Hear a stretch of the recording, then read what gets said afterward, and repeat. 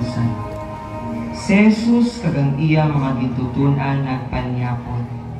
Ang yawa nakatanong na sa tigpusoon ni Judas nga anak ni Simon Iscariote. Sanghandom sa pagluib kay Jesus. Si Jesus nakahibalo nga ang Ama ay naghatag sa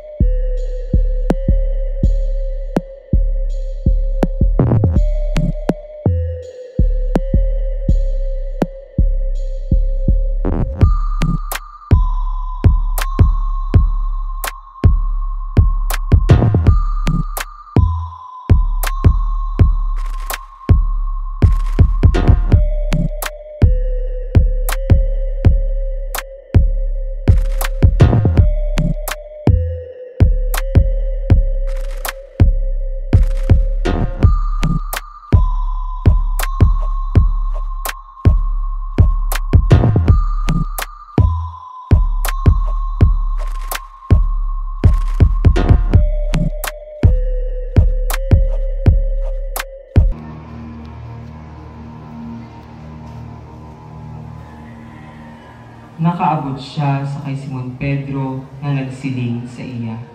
Ginoo, hugasan mo pala ang akong mga tiil?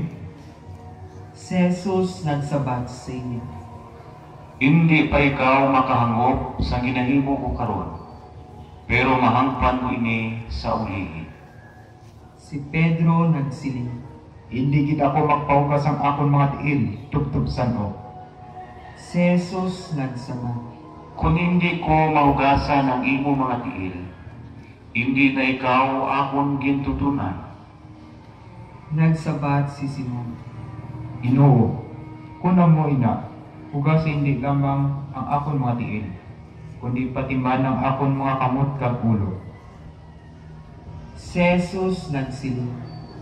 Ang nakapaligo matinlo na, ang iya bugos nga lawas, kag hindi na kinahanglan maghugas luwas lamang sang iya mga tiil.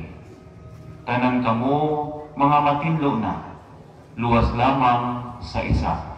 Si Jesus nakaibalo na kung sino ang magaluib sa iyo. Gani nagsiling siya, tanan kamo mga matinlo na, luwas lamang sa isa. Sang mahugasan ni Jesus ang ilang mga tiil, dinsuksok niya ang iya kuno kag nagbalik sa iya lingkuran sa lamesa. Nagpamangkot siya sa ina. Nahangpan bala ninyo ang akong ginahimo sa inyo? Ginatawag ninyo ako nga manudlo kag Ginoo. Kag husto ina, kay amo gid man ako.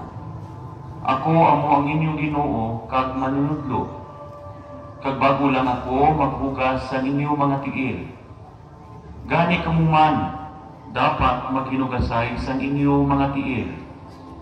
Kinatagan ko kamo sing sulundan, agod nga inyo man himuon ang ginahimo ko sa inyo. Nagasiling ako sa inyo sa matuod, wala sing ulipon nga labaw pa sa iya agalon, pag wala sing sinugo nga labaw pa sa nagsugo sa iya. Karon, naibaluan na ninyo ini nga kamatuoran. Gulahan kamo kung inyo ini muhaton.